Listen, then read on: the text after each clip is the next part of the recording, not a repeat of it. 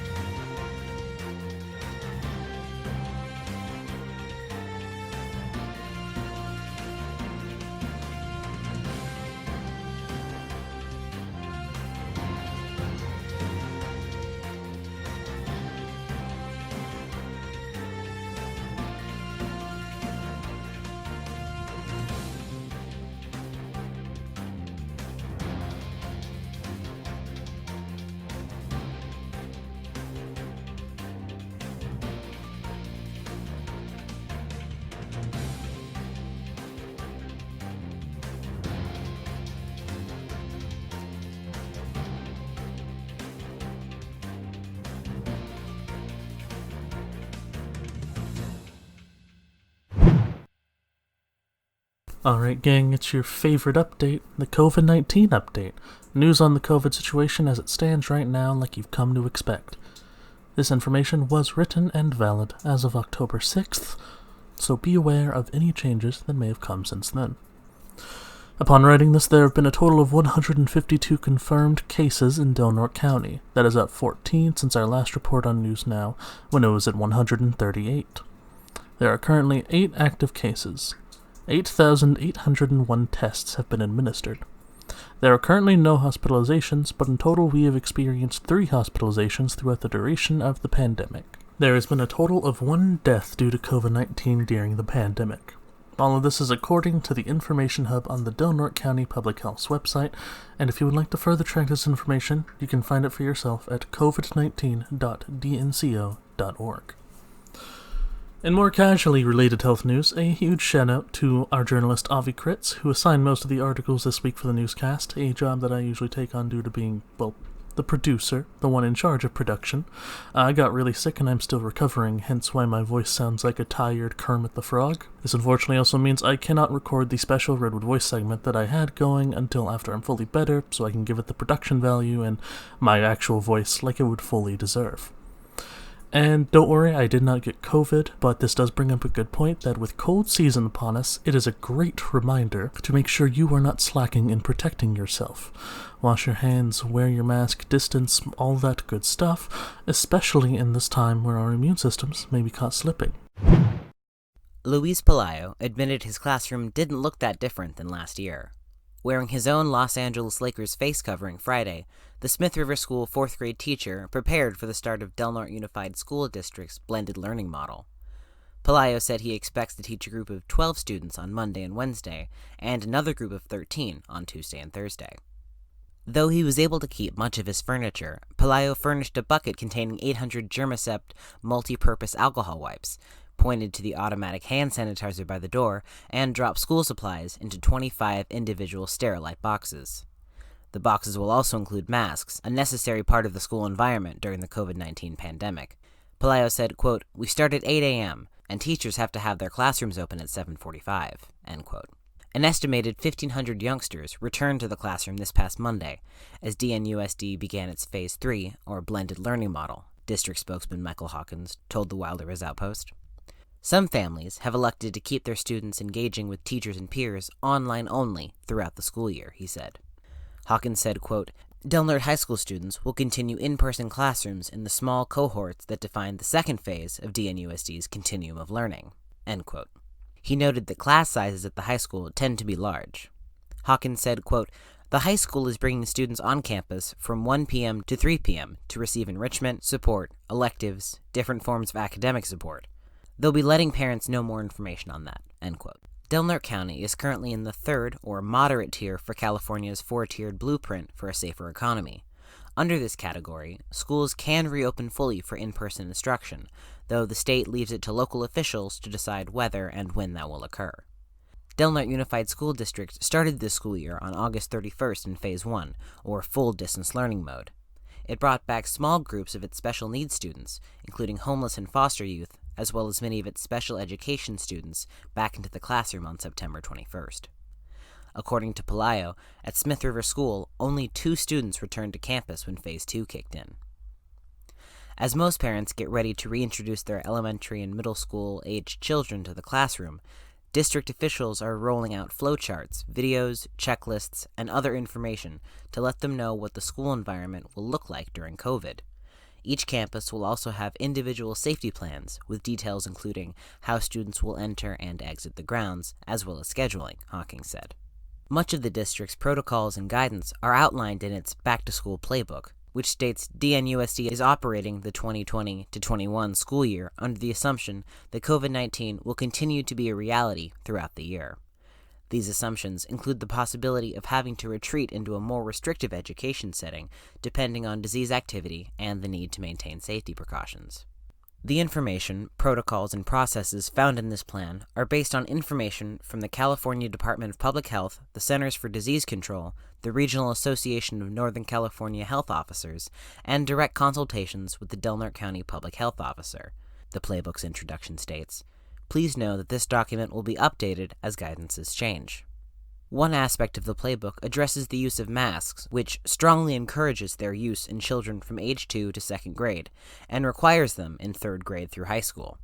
There are guidelines on social distancing on the bus, while arriving and leaving campus, in the classroom, and in other areas of the school.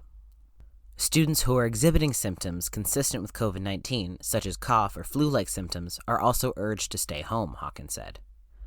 At Smith River School, Pelayo said the principal, Nicole Cochran, conducted a walkthrough for staff to show them how everything's going to run.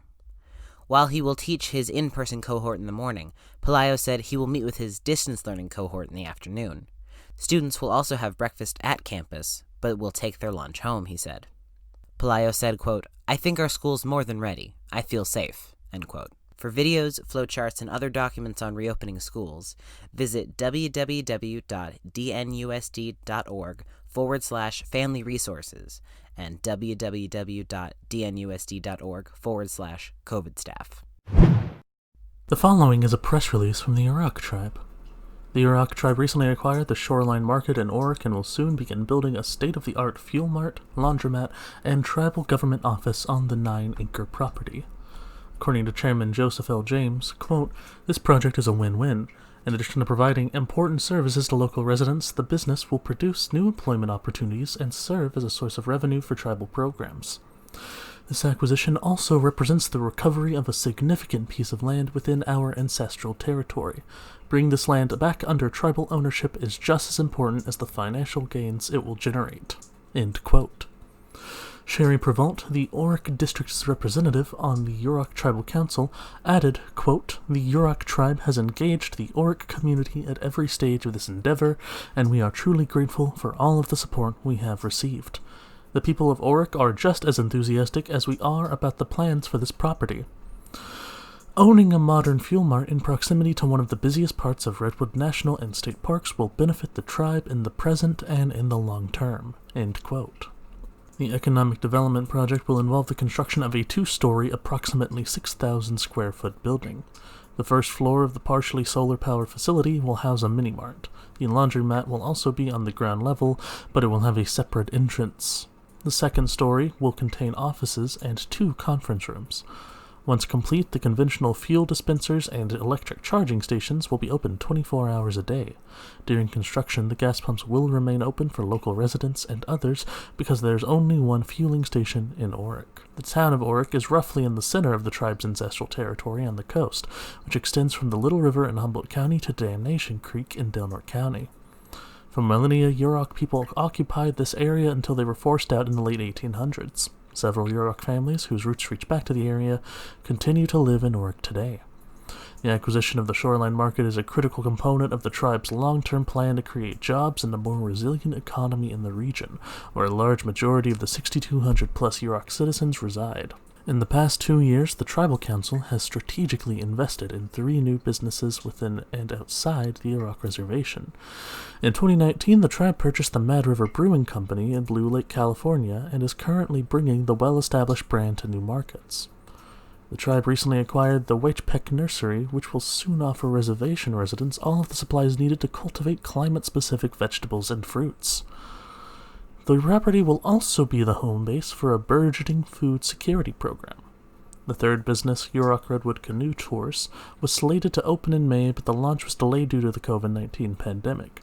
The one-of-a-kind canoe tours will commence in the spring of 2021, when the tribe will be the first to provide the truly unique experience of traveling in hand-carved traditional boats down a scenic stretch Klamath River on the reservation. Raymond Bacon, the executive director of the Yurok Economic Development Corporation, concluded, quote, "We are extremely proud to be moving in such a positive direction.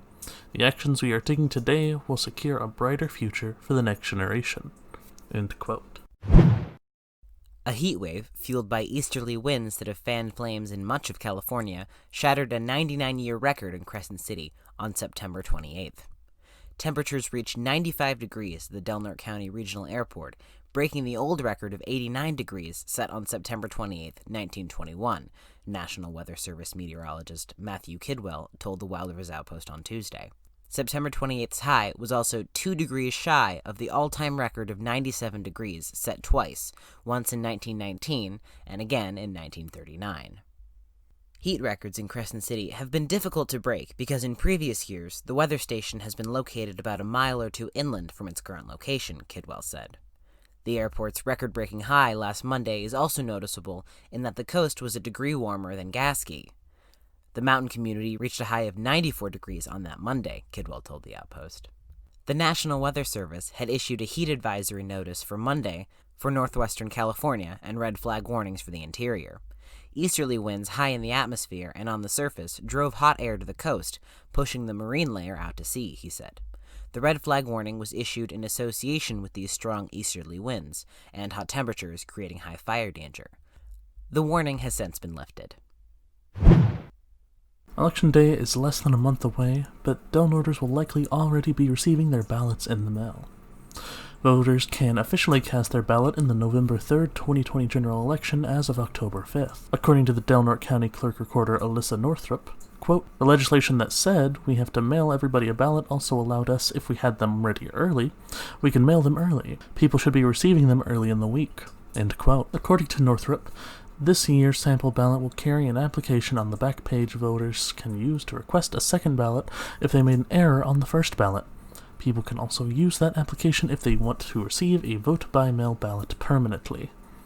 The contested races for this year's election includes the Crescent City Council, Del Norte County Unified School District's Trustee Area 3 position, College of the Redwoods Trustee Area 7 position, and the Del Norte County District 2 position. True North Organizing Network is expected to host a virtual forum for Crescent City Council candidates from 6:15 to 7:45 p.m. October 9th. The candidates for City Council include incumbent Jason Greeno, Herman Wrinkle, Raymond Altman, Alex Campbell, Eric Gilport, and Bo Smith. This candidate forum comes after True North hosted a virtual event for candidates running for Del Norte Unified School District on Wednesday, which has 2 seats up for election this year. Trustee Area 3 has incumbent Frank Magarino competing against Cheryl Steinruck and Billy Hartwick. Del Norte voters will also decide on one of 2 1% sales tax measures. Measure R, which would apply to the county, and Measure S, which would affect sales tax inside Crescent City limits. Voters who don't want to cast their ballots by mail can bring them to the Del Norte County Elections Office at the Flynn Center, 981 H Street in Crescent City.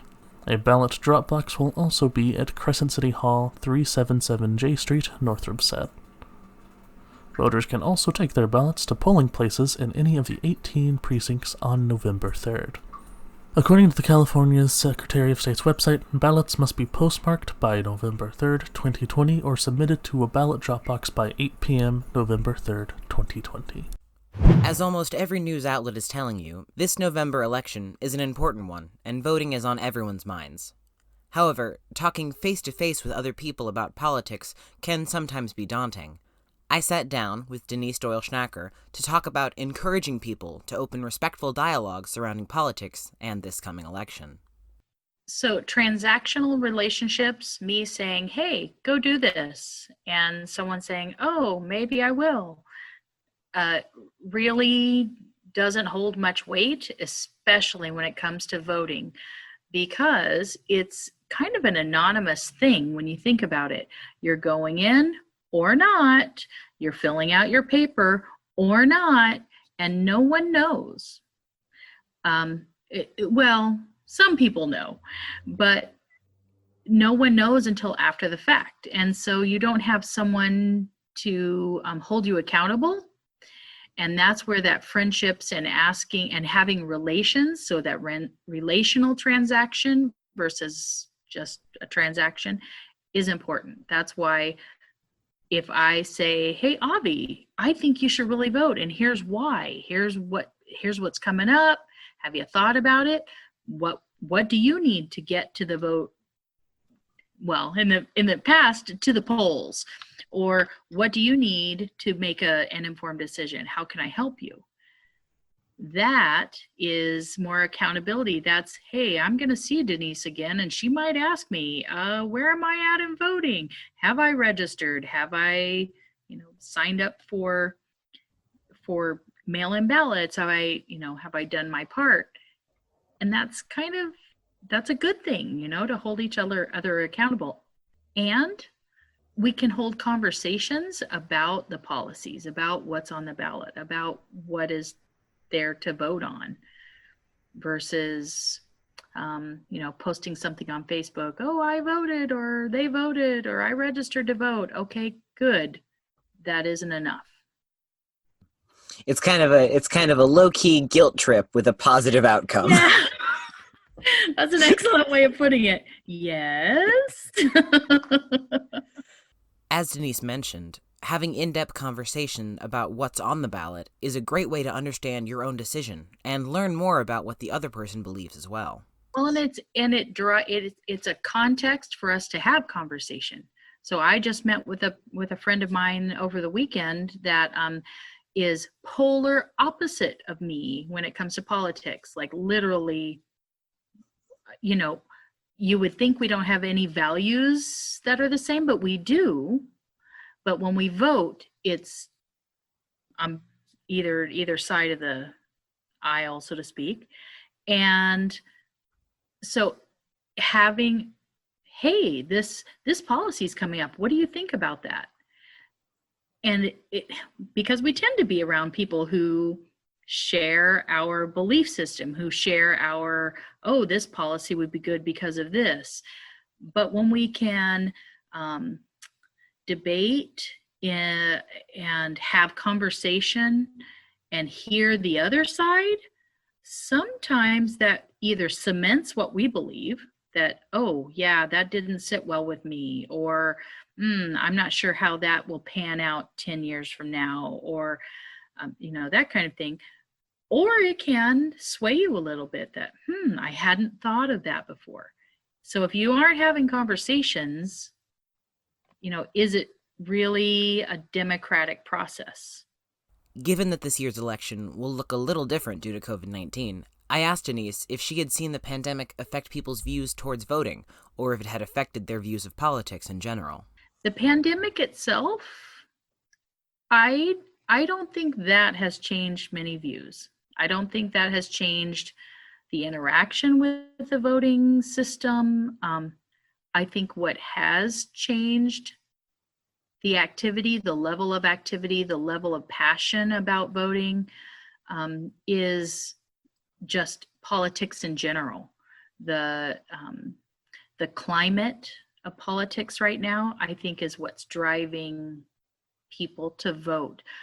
We registered 4 more people this weekend, and 2 of them have never voted in their life, and they're my age.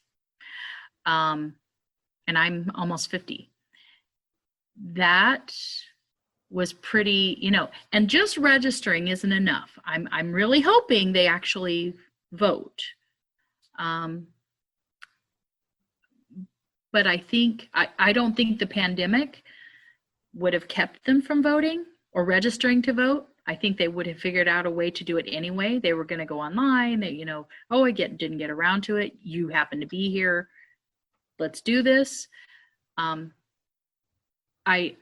think those people still would have registered to vote and would have checked on their registration, would have changed their registration after moving, because they are passionate in this climate of politics. I don't think the pandemic has changed that.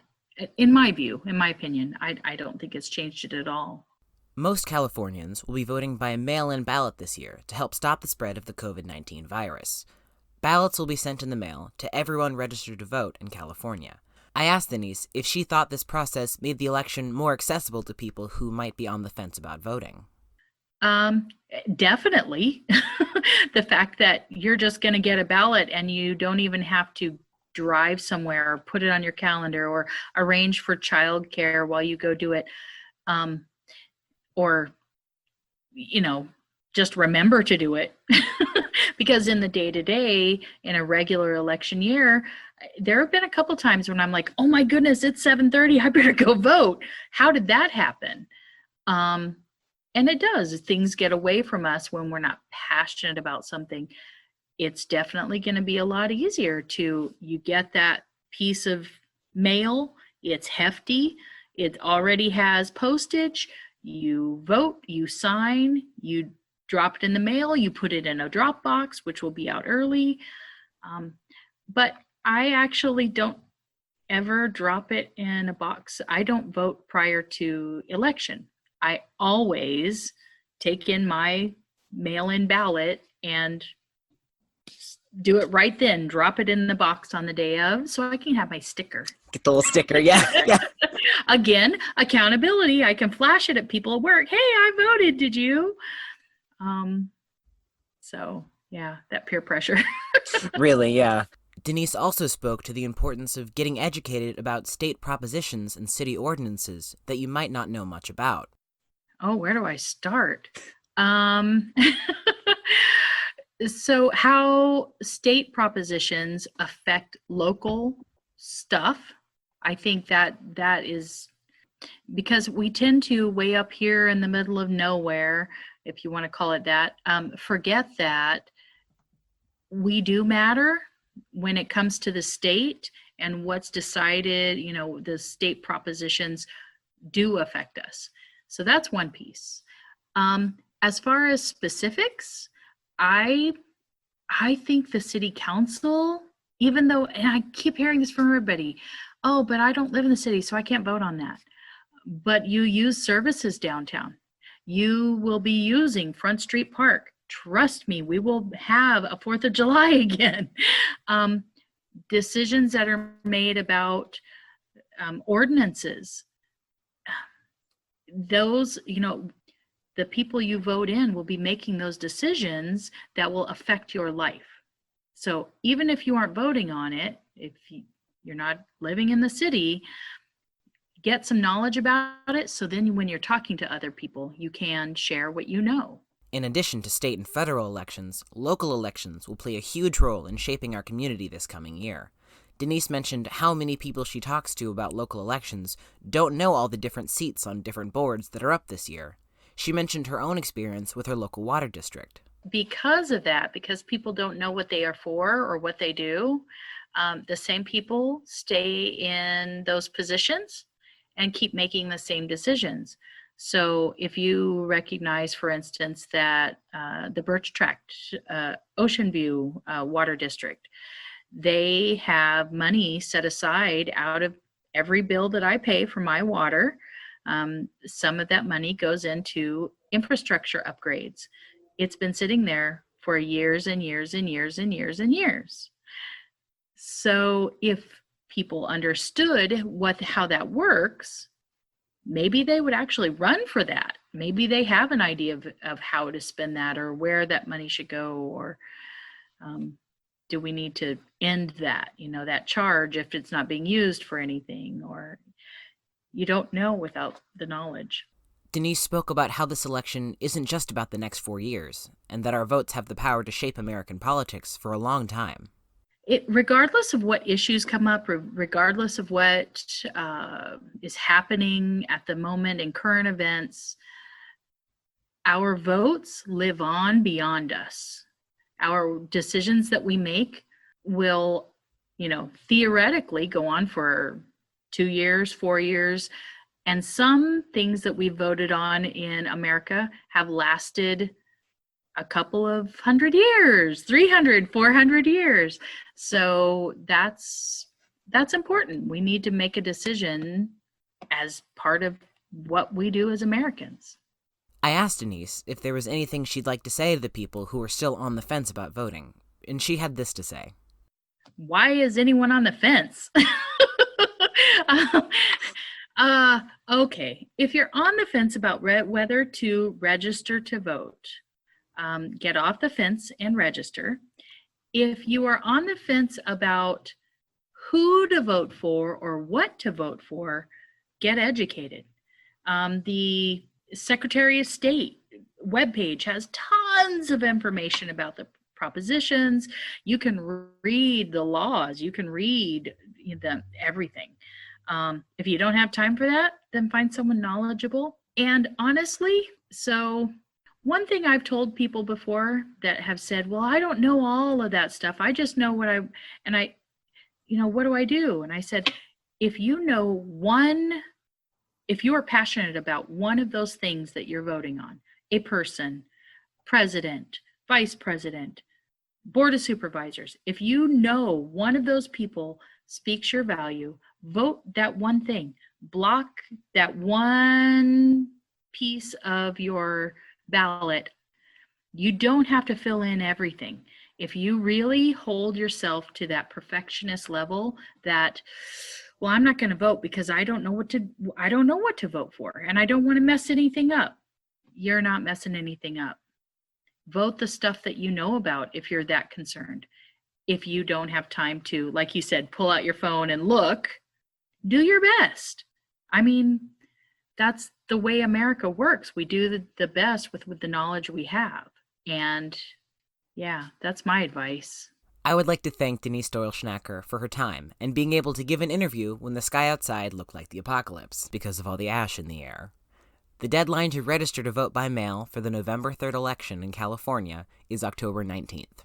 For more voting information and helpful guides, please visit sos.ca.gov. Stay safe, everyone, and happy voting.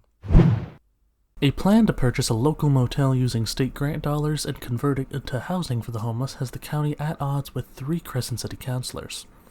Though those elected officials lamented the loss in tax revenue at the motel's location on US 101, the Coastal Inn and Suites has long partnered with the Del Norte County Department of Health and Human Services to offer shelter to those who are without.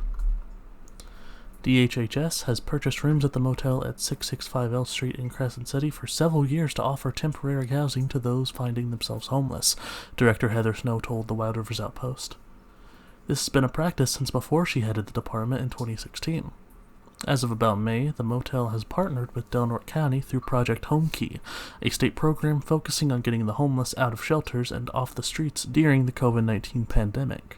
Coastal Inn and Suites is currently sheltering 42 adults and 7 children through that program, Snow said. According to Snow, quote, ultimately, we took over the whole motel. I think that was in May, and we've been using the motel at full capacity since then for interim housing. With COVID, we don't know what's coming next. Project Home Key has been, we gotta get through today, but in the back of my head I know it's not sustainable. How are we going to continue to pay for an entire motel? End quote.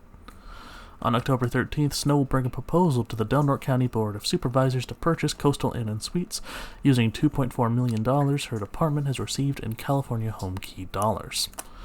The $600 million program allows agencies to purchase motels, hotels, vacant apartment buildings, and other properties and convert them into permanent long-term dwellings for those experiencing or at risk of experiencing homelessness. Snow, who found out Monday that her agency's grant application was successful, said those dollars could either be used to purchase a motel or continue to rent it at maximum capacity. The latter option was her backup plan, she said. Snow also pointed out that DHHS has had good results serving the homeless population at Coastal Inn and Suites. In addition to the roughly nearly 50 people it currently serves, there's a waiting list of those unable to find shelter elsewhere. DHHS offices, she said. Coastal Inn and Suites was one of 2 to 3 local motels that responded to a request for proposals from the county early in the pandemic when it was seeking space to house those experiencing homelessness. Snow said her department chose to work with Coastal Inn and Suites because of its previous relationship. In his report to the Crescent City Council on September 8th, City Manager Orick Weir said converting Coastal Inn and Suites to permanent housing for the homeless would equate to a loss of, quote, tens of thousands of dollars in DOT for the city. He said he doesn't know if the county investigated other potential locations. Weir said he reached out to county staff when he heard about its home key project. He added that because the program was created to help mitigate the COVID-19 crisis, zoning regulations and use permits don't apply to the county's planned purchase of the motel or its conversion to permanent housing. According to Weir, quote, the issue that we sort of struggle with on something like this is, yes, it does create housing to meet the crisis at this moment in time, but that project will last much longer than what this crisis is. Is this truly the right location? It makes it tough when you have a timeline that is such a narrow window, end quote. DHHS's planned purchase of Coastal Inn and Suites drew outcry from Mayor Pro Tem Heidi Keim and Crescent City Councilor Jason Greeno. Councilor Isaiah Wright said he leaned toward Keim and Greeno's way of thinking, though he didn't go into details as to why. The result was a council decision to send a letter to the Del Norte County Board of Supervisors stating that while they support Home Key and the county receiving these dollars, they want DHHS to explore other options beyond Coastal Inn and Suites. During their discussion, both Keim and Greeno said they were disappointed that the county didn't let staff know what their plans were for the motel and lamented the loss in TOT revenue. Keim brought up the county's pursuit of funding through another state program, No Place Like Home, which seeks permanent supportive housing for those who are chronically mentally ill and chronically homeless. Keim claimed, quote, I feel nervous. Having mentally unstable people living right there on the highway, I would much rather have them looking at a property like the McCarthy Center that is set back a little bit where people aren't right there if they're unstable, end quote. Councillor Alex Fallman's opinion differed from that of his colleagues. He pointed out that he and his colleagues previously approved a resolution to end homelessness and on September 8th called for writing a letter to Del Norte County Board of Supervisors supporting the proposed Coastal Inn and Suites purchase. Fallman agreed that county staff and elected officials owed the people of Crescent City a presentation on the project, but he'd be willing to overlook that omission to support housing for the homeless. He said to Keim, quote, the homeless population already does congregate along Highway 101. I don't understand where protecting a supposedly mentally unstable population factors into this. They already walk along the highway and they don't seem to be jumping in front of cars, end quote. If converting Coastal Inn and Suites to permanent housing for the homeless is going to cost Crescent City in tens of thousands of dollars in TOT, Fallman said, that's putting our money where our mouth is and agreeing to do what we already agreed to do. When she heard of the Crescent City Council's misgivings, especially about an apparent lack of communication, Snow said she was surprised. DHHS included a letter of support from the Crescent City Housing Authority and its application for home key funds, Snow said. She also pointed out that Weir didn't mention in his report that the county had been purchasing motel rooms for temporary shelter for the homeless for years. Snow also addressed the City Council's concerns about a loss in transient occupancy tax revenue. Quote, I know that I was spending hundreds of thousands of dollars on this location every year. That TOT was coming from the county. We were the ones renting the rooms. We can't afford for the city to rely on us to pay that. We really need to prioritize our residents, the people that consider Del Norte County their home. I certainly do, over tourists that are passing through. End quote.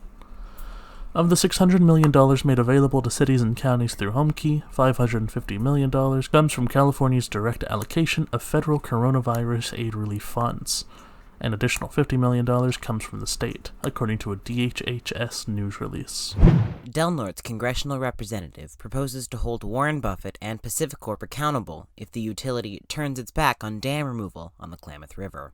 From a Thursday news release from Congressman Jared Huffman, quote, today, the U.S. House of Representatives passed H.R. 4447, the Clean Economy, Jobs, and Innovation Act, which included the Klamath Hydroelectric Settlement Agreement Tribal Fairness Amendment, led by Representative Jared Huffman. The amendment is designed to safeguard tribal communities against further harm to the Klamath River and its ecosystem, and remediate existing problems in the Klamath River Basin and downstream communities caused by 4 aging dams owned by Pacificor, a subsidiary of Warren Buffett's Berkshire Hathaway.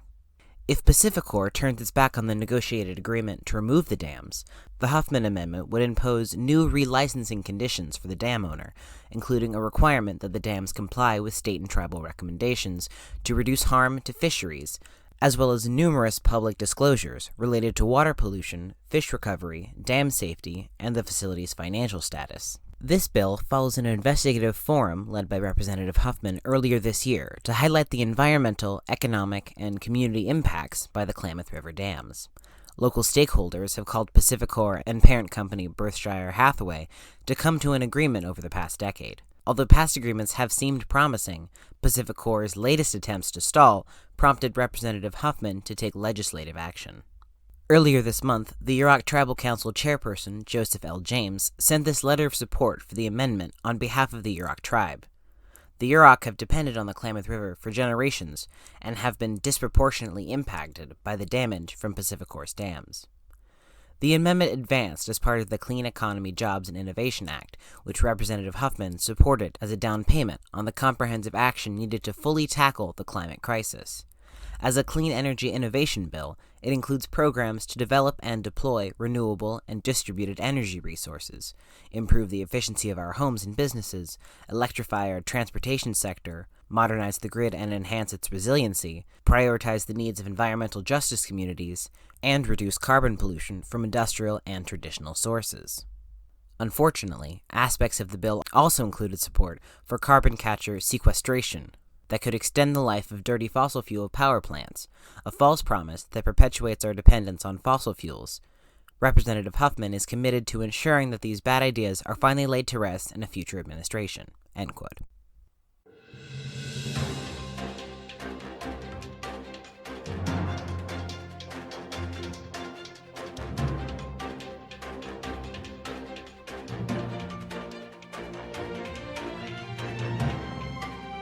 Thanks again for tuning in to News Now. To hear more episodes of our newscast, check out KFUGradio.org or our YouTube channel. Special thanks to Wild Rivers Outpost and Jessica Sanar, Crescent City Bureau Chief, for providing great content. Tune in 2 weeks from now to KFUG Community Radio 101.1 FM or stream online at KFUGradio.org to hear more news from your favorite local radio station. This newscast was edited by Persephone Rose. The voices of this newscast were Persephone Rose and Avi Critz.